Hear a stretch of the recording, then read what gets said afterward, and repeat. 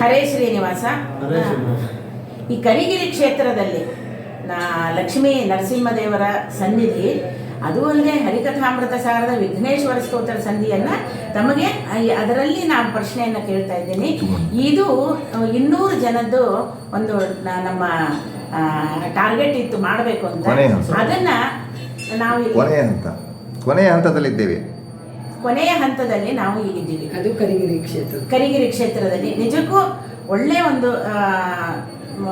ಸುಕ್ಷೇತ್ರ ಆಗಿದ್ದರಿಂದ ನಮಗೂ, ನೋಡಿದವ್ರಿಗೂ ಕೇಳಿದವ್ರಿಗೂ ಮತ್ತು ನಾವು ಇಲ್ಲೇನು ತಗೋತಾ ಇದ್ದೀವಿ, ನೀವು ಭಾಗವಹಿಸ್ತಾ ಇದ್ದೀರಿ, ಎಲ್ರಿಗೂ ಕೂಡ ನರಸಿಂಹದೇವರು, ಲಕ್ಷ್ಮೀ ನರಸಿಂಹದೇವರು ಮಂಗಳವನ್ನು ಉಂಟು ಮಾಡಲಿ ಅಂತ ಹೇಳಿ ನಾನು ನಿಮಗೆ ವಿಘ್ನೇಶ್ವರ ಸ್ತೋತ್ರ ಸಂಧಿಯಲ್ಲಿ ಪ್ರಶ್ನೆಗಳನ್ನು ಕೇಳ್ತೀನಿ. ತಮ್ಮ ಹೆಸರನ್ನು ಜೋರಾಗಿ ಹೇಳಿ. C K. Venugopal Rao. C K. Venugopal Rao, Bengaluru Yelahanka judicial ಲೇಔಟಿಂದ ಬಂದಿದ್ದೀನಿ. Judicial layout. ಓಕೆ. ಈಗ ನಾನು ತಮಗೆ ಪ್ರಶ್ನೆಗಳನ್ನು ಕೇಳಲಿಕ್ಕೆ ಶುರು ಮಾಡ್ತೀನಿ. ಮೊದಲನೇ ಪ್ರಶ್ನೆ ತಮಗೆ, ಮಹೇಶ ಸಂಭವನು ಯಾರ ಪಾದ ಪದ್ಮದಲ್ಲಿ ಭ್ರಮರದಂತೆ ಇದ್ದಾನೆ? ಇನ್ನೊಂದ್ಸಲಿ ಕೇಳ್ತೀನಿ. ಮಹೇಶ ಸಂಭವನು ಯಾರ ಪಾದ ಪದ್ಮದಲ್ಲಿ ಭ್ರಮರದಂತೆ ಇದ್ದಾನೆ? ಶ್ರೀಶನ ಪಾದ ಪದ್ಮದಲ್ಲಿ ಭ್ರಮರದಂತೆ ಇದ್ದಾನೆ. ಶ್ರೀಶನ ಪಾದ ಪದ್ಮದಲ್ಲಿ ಸರಿಯಾದ ಉತ್ತರ. ಮಹೇಶ ಸಂಭವನು ಯಾರ ಪಾದ ಪದ್ಮದಲ್ಲಿ?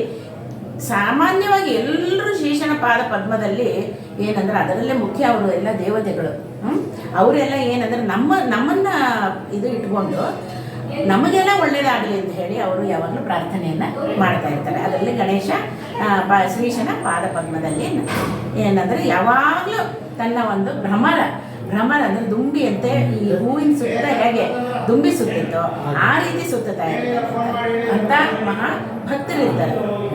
ಎರಡನೇ ಪ್ರಶ್ನೆ ತಮಗೆ, ಎಷ್ಟು ದಂತವುಳ್ಳ ಆನೆಯ ಮುಖವನ್ನು ಗಣೇಶನು ಹೊಂದಿದ್ದಾನೆ? ಎಷ್ಟು ದಂತವುಳ್ಳ ಆನೆಯ ಮುಖವನ್ನು ಗಣೇಶನು ಹೊಂದಿದ್ದಾನೆ? ಏಕದಂತ. ಯಾಕೆಂದ್ರೆ ಹೇಳ್ತಾರೆ ಏಕದಂತ ಅಂತ ಹೇಳಿ ಅವನನ್ನು ಸಂಬೋಧನೆ ಮಾಡ್ತಾರೆ. ಸರಿಯಾದ ಉತ್ತರ. ಯಾಕೆಂದರೆ ಆನೆಯ ದಂತವನ್ನು ಏಕದಂತವನ್ನಾಗಿ ಉಳ್ಳವನ್ನು ಏಕದಂತ ಅಂತ ಕೂಡ ವಿಘ್ನೇಶ್ವರನನ್ನು ಕರೀತಾರೆ, ಗಣೇಶ ಅಂತ ಕರೀತಾರೆ. ಮೊದಲ ಒಂದಿಪ್ಪೆ ನಿನಗೆ ಗಣೇಶ ಅಂತ ಹೇಳ್ತಾರೆ ಅಲ್ವಾ? ಗೋವಿಂದ ಗೋಪಾಲ ಗೋಪಿಕಾ ವಲ್ಲಭ ಗೋವರ್ಧನೋದ್ಧಾರಕ, ಗೋವರ್ಧನೋದ್ಧಾರಕ, ನಾರಾಯಣ ಅಚ್ಯುತ ನರಮೃಗ ಶ್ರೀಪತಿ, ಶೌರಿ ಹರೇ ವಾರಿಜೋದ್ಭವ ವಂದ್ಯ ವಂದಿತ ಚರಿತ್ರ, ಪುರಮರ್ದನ ಮಿತ್ರ ಪರಮ ಪವಿತ್ರ, ಗೋವಿಂದ ಗೋಪಾಲ ಗೋಪಿಕಾ ವಲ್ಲಭ ಗೋವರ್ಧನೋದ್ಧಾರಕ,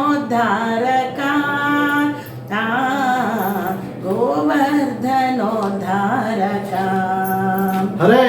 ಹರೇ ಶ್ರೀನಿವಾಸ. ಈಗ ಸಕಲ ದೇವಾನುದೇವತೆಯರು ಯಾವಾಗಲೂ ಏನಂದ್ರೆ ಪರಮಾತ್ಮನನ್ನು ಮೊರೆ ಹೋಗ್ತಾರೆ.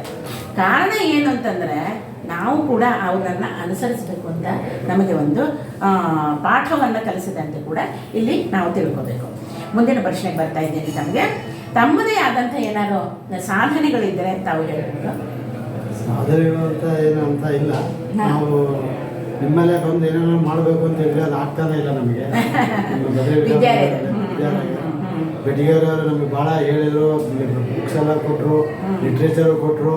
ನೀವು ಬಂದ ಬೇರೆ ಏನಾದ್ರು ಬಂದು ಸೇರಿಸಿ ಅಂತ ಹೇಳಿದ್ರು. ನಮ್ಗೆ ಯಾತಕ್ಕೂ ಬರ್ಲಕ್ಕಾಗಲಿ. ಅದು ಗಣೇಶ ಈಗ ಎಲ್ಲರಲ್ಲಿ ನಿಂತು ಪ್ರೇರಣೆ ಮಾಡಿದ್ರೆ ಯಾಕೆ ಆಗಲ್ಲ ಅಲ್ವಾ? ಆಗುತ್ತೆ ಅಂತ ತಿಳ್ಕೊಂಡು ನಾವು ಪಾಸಿಟಿವ್ ಥಿಂಕಲ್ಲಿ ಮುಂದೆ ಹೋಗೋಣ. ಇನ್ನು ಮತ್ತೇನಾದ್ರು ಹೇಳೋದಿದ್ದೇನೆ? ತಾವು ಏನು ತಮ್ಮ ದಿನಚರಿ ಹೇಗೆ ಈಗ ರಿಟೈರ್ ಆದಮೇಲೆ ಮತ್ತು ಎಲ್ಲಿ ಕೆಲಸ ಮಾಡ್ತಾ ಇದ್ದೀರಿ? ಅದೇ ಪಾರಾಯಣಗಳು, ಆನ್ಲೈನಲ್ಲಿ ಪಾಠ ಕೇಳೋದು. ಆಮೇಲೆ ಪಾರಾಯಣ. ತಾವು ಎಲ್ಲಿ ಕೆಲಸ ಮಾಡ್ತಾ ಇದ್ದೀರಿ? ನಾವು ಕರ್ನಾಟಕ ಉಚ್ಚ ನ್ಯಾಯಾಲಯದಲ್ಲಿ ಮಾಡ್ತಾ ಇದ್ದೀವಿ. Okay okay. ಅಂದರೆ ನಾವು ನೋಡ್ಕೊಂಡು ಮಾತಾಡಬೇಕು ಅಲ್ವಾ?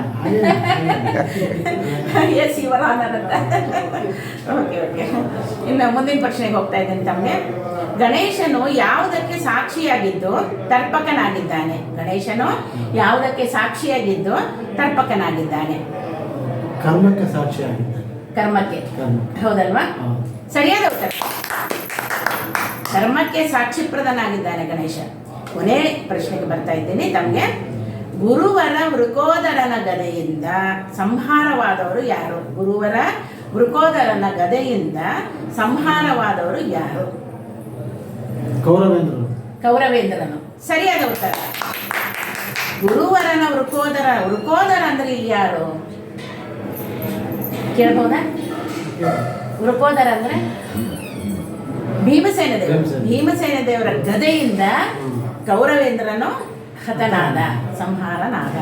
ಯಾಕೆಂದ್ರೆ ಅವನು ಎಲ್ಲರನ್ನು ನಾಶ, ಎಲ್ಲ ನನಗೆ ಬೇಕು, ನಾನೇ ಅಂತಿದ್ದ. ನಾನೇ ಅಂದವನು ಹೋದ ಅಲ್ವಾ?